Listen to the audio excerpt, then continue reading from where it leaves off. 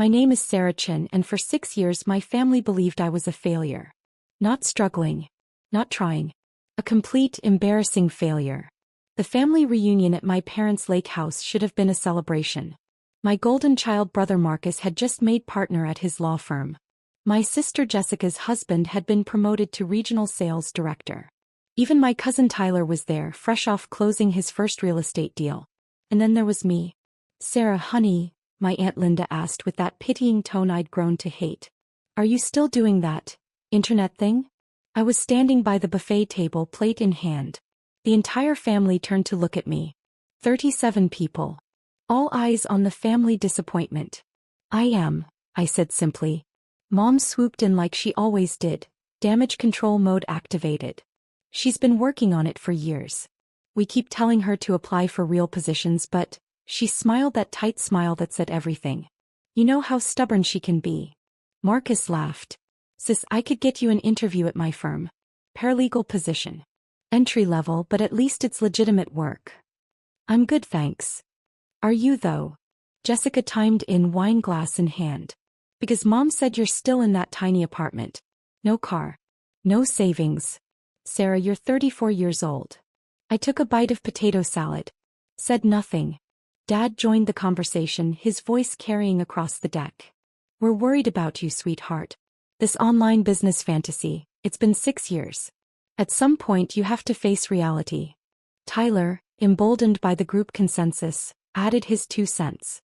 My buddy tried the startup thing. Wasted 3 years of his life. Now he's got a real job at Amazon and he's actually building a future. That's what we want for you, Mom said, putting her hand on my shoulder. A future. Security. Not this. Whatever you're doing. I smiled. I appreciate the concern. Do you? Mom's voice sharpened. Because honestly, Sarah, it's embarrassing. People ask me what my daughter does and what do I say? Oh, she has a website. It's pathetic. The word hung in the air. Pathetic. 37 family members heard it. Some looked uncomfortable. Most nodded in agreement. Get a real job, Mom said firmly. Please. For your own good. I set down my plate. I'll think about it. I left the reunion early, claiming a work deadline. No one believed me. I could hear Jessica laughing as I walked to my car. A work deadline. From what? Her blog. What my family didn't know, what I'd deliberately kept from them for 6 years, was that I wasn't running a blog. I was running MediSecure, the fastest-growing healthcare cybersecurity company in North America. It started 7 years ago when I was working as a junior IT specialist at a hospital. I watched a ransomware attack shut down an entire wing. Patient records locked. Surgeries delayed. People's lives held hostage by hackers demanding Bitcoin. The hospital paid. They had no choice. I quit that job and spent every waking hour learning cybersecurity. I taught myself penetration testing, threat assessment, system architecture. I maxed out 3 credit cards taking online courses from MIT and Stanford. I lived on ramen and worked from coffee shops because my apartment had better Wi-Fi at Starbucks. My family thought I was unemployed. I was building a company. The first client was a small clinic in Oregon. They paid me $3,000 to audit their systems. I found 17 vulnerabilities. Fixed all of them. They referred me to another clinic. Then another. Within a year I had 42 clients and $380,000 in revenue. I hired my first employee, Dev, a brilliant programmer I'd met in an online security forum. Then 2 more. Then 5. I never told my family. Every time Mom asked about my online thing, I'd say it was going fine and change the subject. Every time Marcus offered to help with my resume, I'd thank him and decline. They mistook strategy for failure. By year 3, MediSecure had 47 employees and $12 million in revenue. We'd secured contracts with 3 major hospital networks and 2 insurance companies. I'd been profiled in TechCrunch as a rising star in healthcare security. Mom called that day. Sarah, your aunt sent me an article. Someone with your name is mentioned. Is that you? Yeah. Oh, well, that's nice, honey. But you know, these tech things come and go. Marcus says you should really consider. I stopped listening. By year 4 we hit $47 million in revenue. Forbes called me for an interview. I declined. Fortune reached out. I declined. I wasn't ready for my family to know. Not yet. I was still testing them, still watching how they treated me when they thought I was nobody. They failed that test spectacularly. Last Christmas, Marcus gave me a gift card to a job recruiting site. Seriously, sis. Use it. Jessica gave me a book. Never Too Late. Finding Your Career in Your 30s. Mom gave me money. For rent, she whispered. Don't tell your father. Thank them all. The gift card went in a drawer. The book went to Goodwill. The money I donated to a women's tech scholarship fund. By year 5, MediSecure had 340 employees across 4 offices. We'd secured government contracts worth $89 million. My personal net worth crossed $400 million. I owned a penthouse in Seattle, paid in cash, but kept my old apartment for appearances.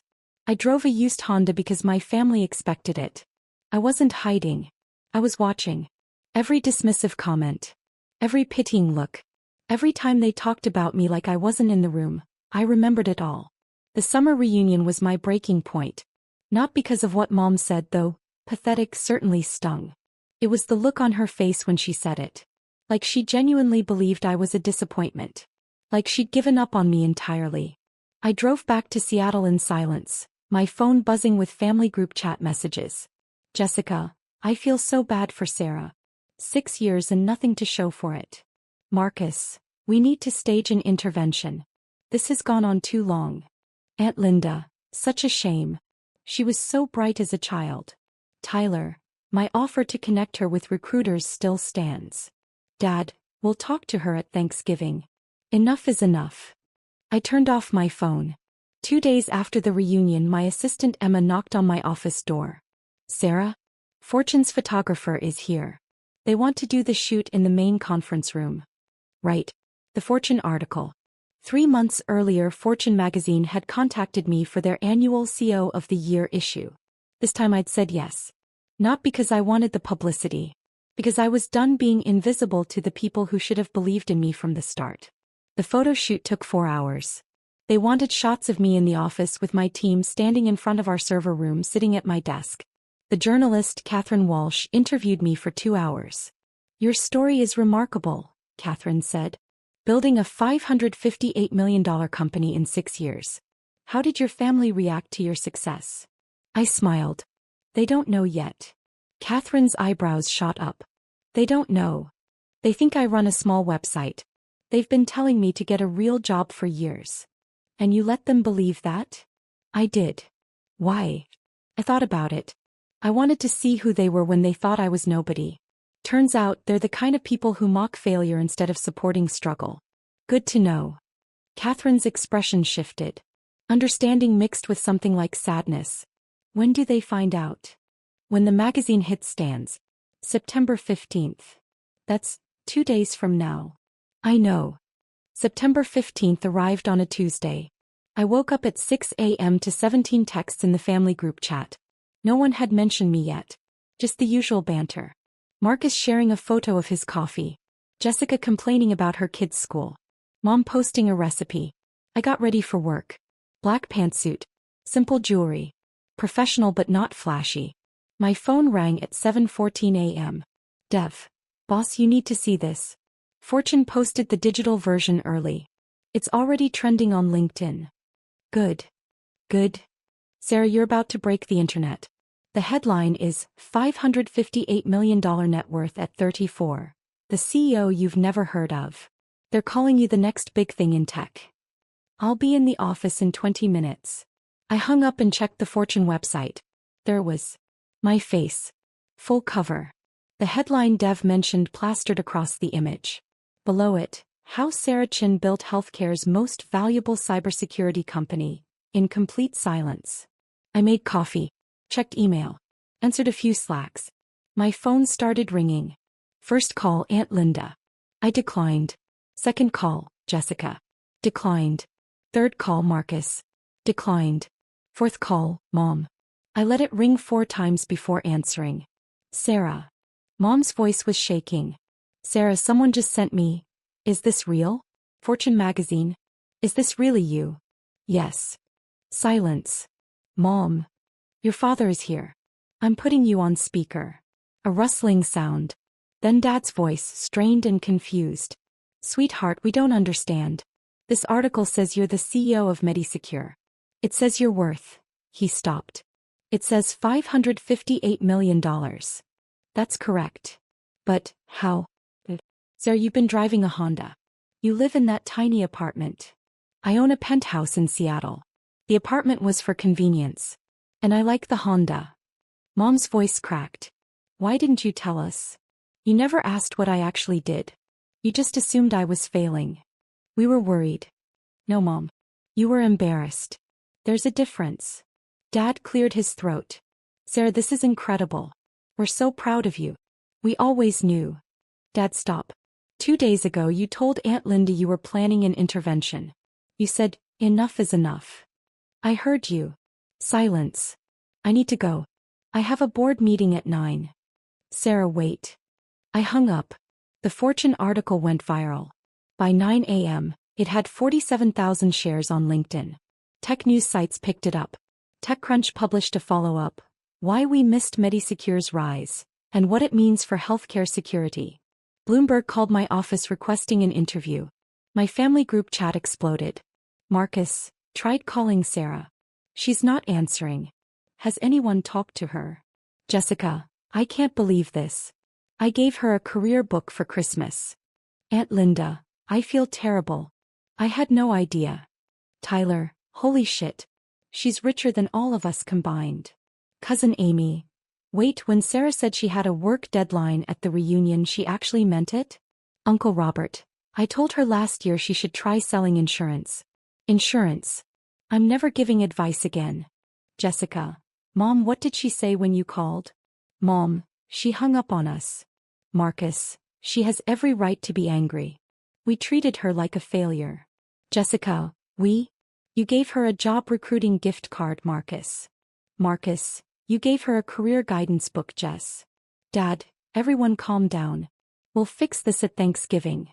Marcus, Thanksgiving is 2 months away, Dad. Jessica, what if she doesn't come? No one responded to that. The media requests didn't stop. Forbes wanted a follow-up interview. Bloomberg wanted me for a panel. 3 different podcasts requested appearances. A literary agent called about a book deal. I declined everything except one. A profile piece for Tech Week about building a company in secret. The journalist, David Park, asked the question everyone wanted answered. Why hide your success from your family? I leaned back in my office chair. I wasn't hiding. I was observing. People reveal who they are when they think you have nothing to offer them. My family showed me exactly what they thought of struggle, of unconventional paths, of anything that didn't fit their definition of success. And what did they show you? That their support was conditional. As long as I looked like a failure, I was an embarrassment. The moment fortune validated me, suddenly I was worth celebrating. I paused. I learned more about my family in those 6 years than I did in the previous 28. Do you think you'll reconcile? I don't know. Real change requires accountability. If they want a relationship with me, they need to acknowledge what they did, and why it was wrong. Not just apologize because I'm suddenly successful. The article published 3 days later with the headline, Sarah Chen's 6-year test, and why her family failed it. It went viral immediately. My family's response came in waves. Wave 1, shock and disbelief, September 15th to 16th. Dozens of calls I didn't answer. Texts ranging from, this can't be real, to we need to talk, to please call us back. Wave 2, pride and celebration, September 17th to 18th. Mom posted the Fortune cover on Facebook. So proud of my brilliant daughter. Who of the year. Party popper Marcus updated his LinkedIn. Grateful to come from a family of high achievers. My sister is changing healthcare. Jessica posted a throwback photo. Always knew this one was special. Who of the year. Hashtag proud sister. I didn't like or comment on any of it. Wave 3, confusion and hurt, September 19th to 21st. Mom's voicemail. Sarah, I don't understand why you're shutting us out. We love you. Please call me back. Dad's email. Sweetheart, we made mistakes, but we're family. Let's talk this through. Marcus's text. Sis, I get that we messed up. But 6 years. You let us believe you were struggling for 6 years. That's not fair either. Wave 4. Anger and Justification, September 22nd to 24th. Jessica in the family group chat. Honestly, Sarah is being dramatic. We were worried about her. That's not a crime. Aunt Linda. I agree. We didn't know. How could we? She lied to us. Tyler. If she wanted support, she should have told us what she was actually doing. I screenshot that entire conversation and sent it to my lawyer. Save this. I might need it later. September 28th, my assistant Emma buzzed me. Sarah, your mother is in the lobby. She doesn't have an appointment, but she says she'll wait as long as it takes. I checked my calendar. Back-to-back meetings until 6 p.m. Tell her I'm unavailable today. She can schedule an appointment like anyone else. Emma hesitated. She's crying, Sarah. I closed my eyes. Took a breath. I'll give her 15 minutes at 6:15. Okay. At 6:15, Mom walked into my office. She looked smaller somehow. Older. Her eyes were red. Sarah. She stopped just inside the door. Your office is beautiful. Thank you. I've been sitting in that lobby for 9 hours. I had meetings. She nodded. Sat down across from me. For a long moment, neither of us spoke.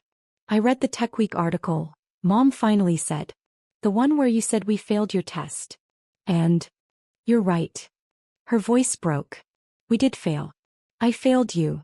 I waited. When you said you were starting a business, I was scared. Your father and I, we came from nothing. We worked so hard to give you kids stability, security.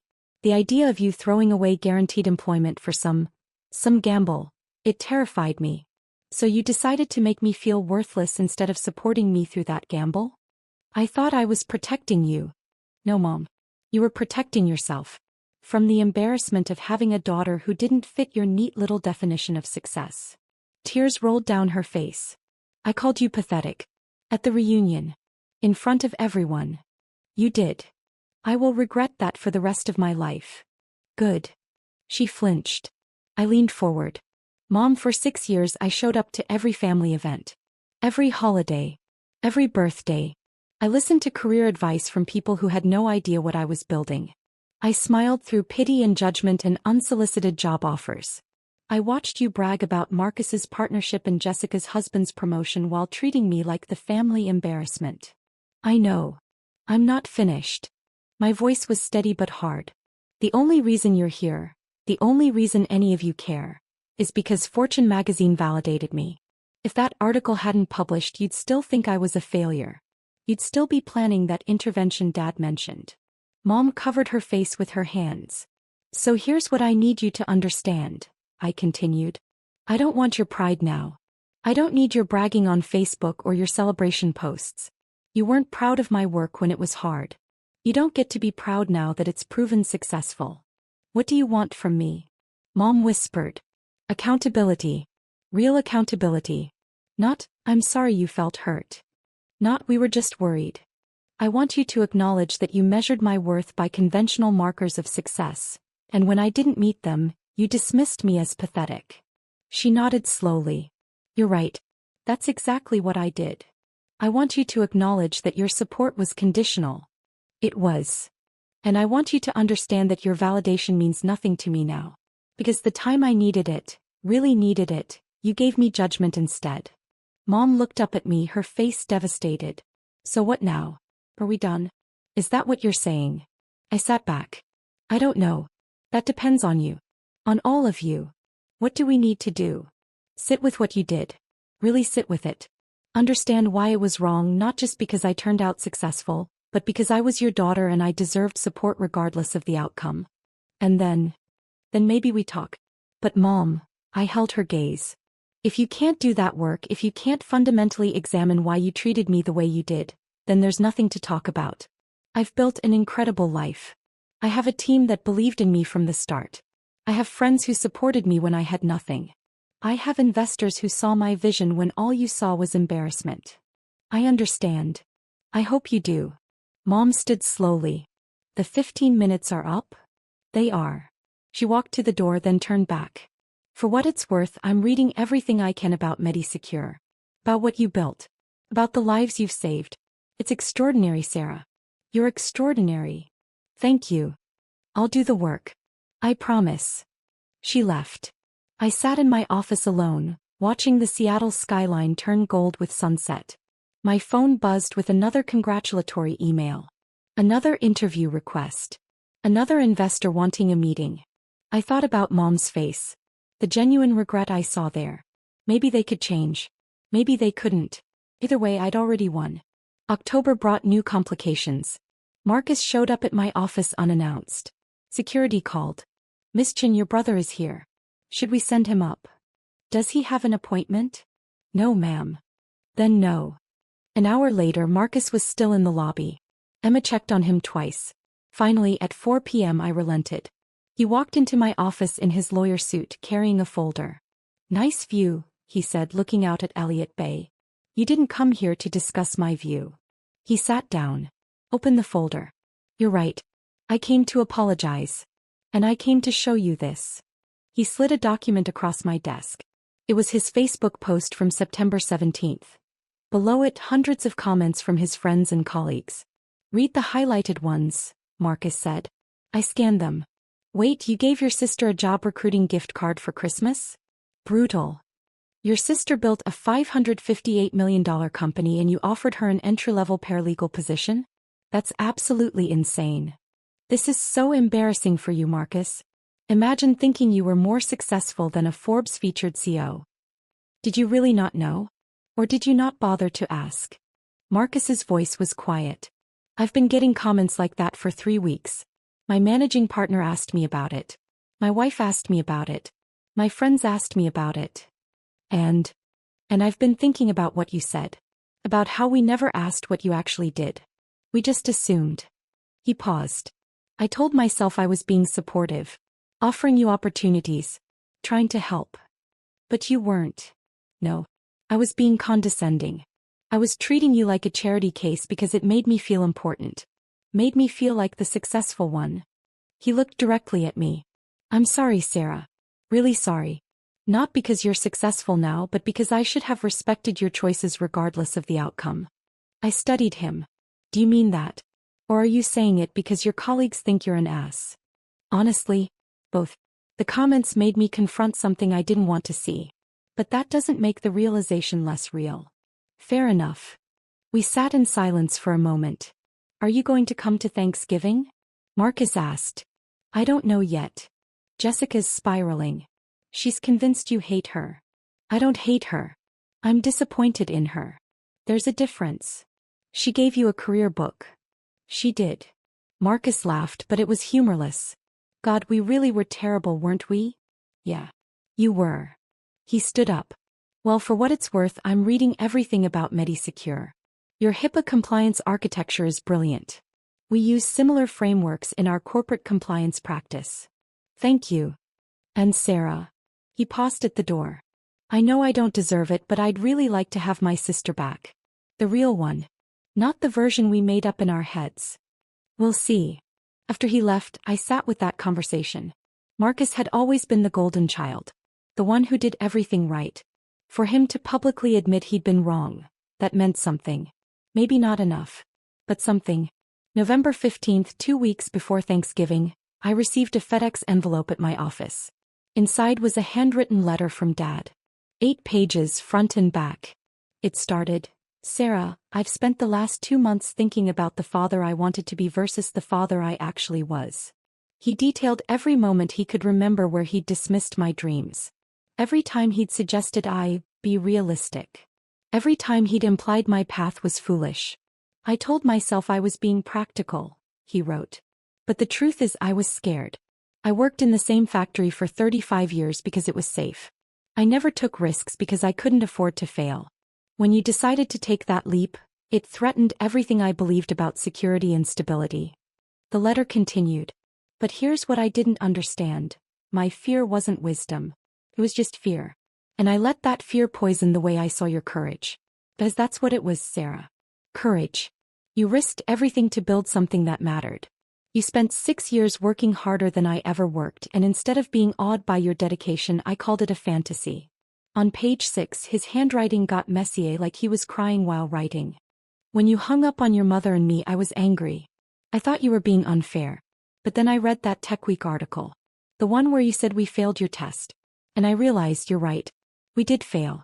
Not because we didn't support your business, but because we didn't support you. Actually, the brilliant, driven, visionary woman you are. The last page was simple. I don't expect forgiveness. I don't expect you at Thanksgiving. I don't expect anything. But I want you to know, I'm proud of you. Not because fortune said I should be. I'm proud because you saw a problem in the world and you fixed it. You saved lives. You built something that matters. That's who I raised, even if I forgot that somewhere along the way. I love you, Dad. I read the letter 3 times. Then I called him. Sarah. His voice was tentative. I got your letter. And I'll be at Thanksgiving. But Dad, I paused. I'm not the same person I was before. I won't tolerate pity or condescension. I won't let anyone treat my success as a fluke or my 6 years of silence as deception. Understood. And if anyone, makes a comment about how I should have told them sooner, or how they always knew I'd be successful, I'm leaving. I'll make sure everyone knows. Good. Thanksgiving Day arrived cold and clear. I drove to my parents' lake house in my Honda, because I genuinely liked that car, and arrived at 2 p.m. The entire family was already there. 37 people. The same 37 who'd witnessed Mom call me pathetic 3 months earlier. I walked in and the room went silent. Mom approached first. Sarah. Thank you for coming. Mom. He pulled me into a hug. Whispered, I've been doing the work.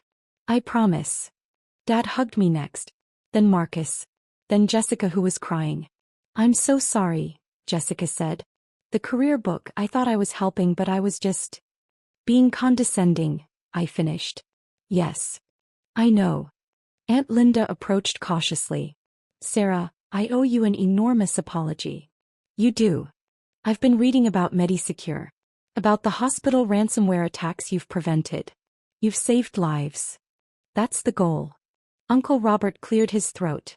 For the record, I'm never giving unsolicited career advice again. My insurance suggestion was ridiculous. I offered. I was going to say idiotic, but yes. A few people laughed nervously. Tyler approached with his wife. Sarah, I tried to get you job interviews at Amazon. Amazon. When you could buy Amazon's healthcare division with pocket change. To be fair, I couldn't actually buy it. But I appreciate the apology. Slowly the room relaxed. Conversations started.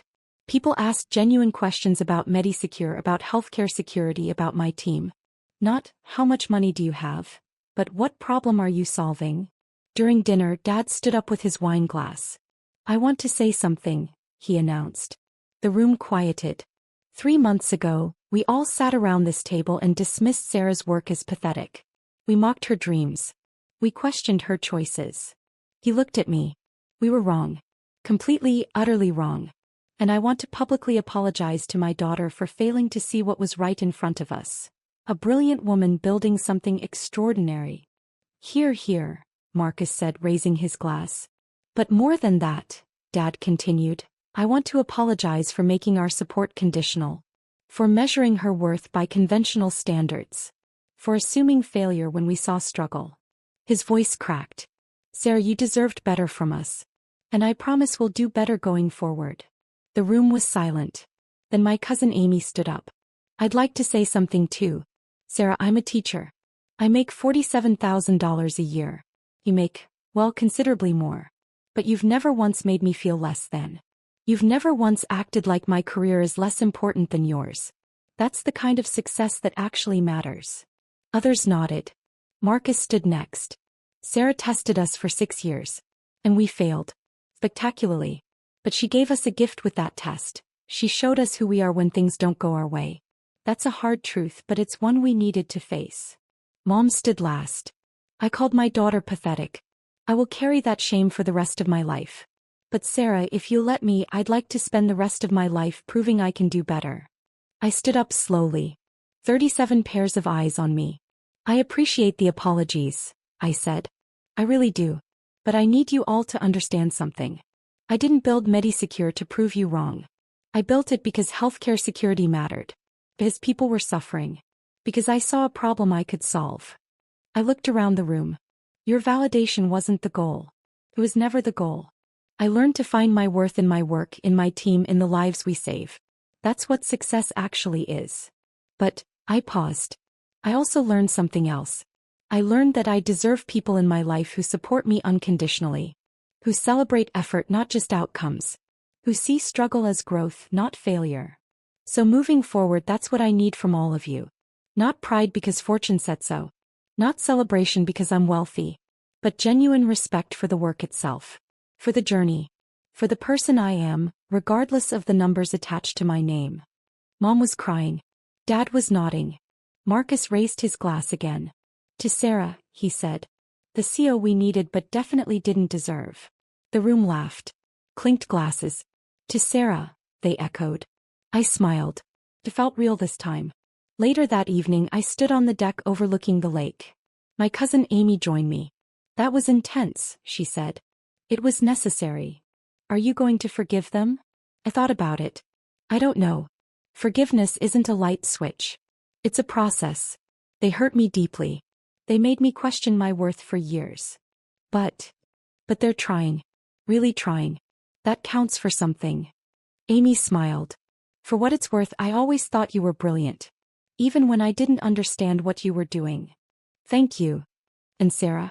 That test you created, that was genius. Cruel maybe. But genius. I laughed. I prefer to think of it as strategic. Whatever helps you sleep at night, CO. We stood there in comfortable silence, watching the sun set over the lake. My phone buzzed. Text from Dev. Boss, Bloomberg just published their tech predictions for next year. They're calling Medisecure the most important healthcare company in America. Thought you should know.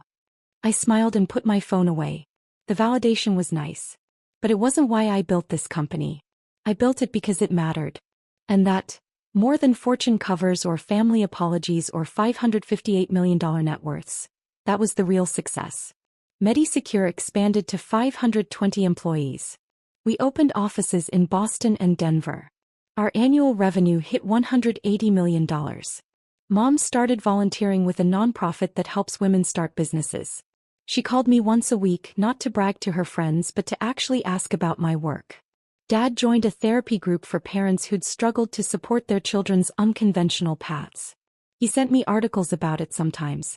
Thought this was interesting, he'd say. Never preachy. Just growing. Marcus and I had lunch once a month. Real conversations. Brother and sister, not lawyer and charity case. Jessica took longer.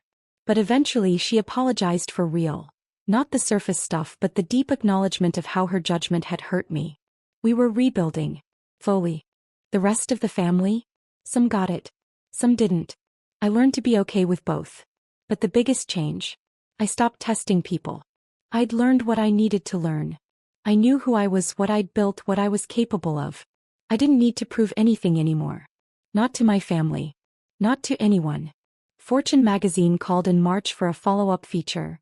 1 year later, how Sarah Chin changed healthcare and her family. I agreed to the interview. Catherine Walsh asked the question everyone wanted answered.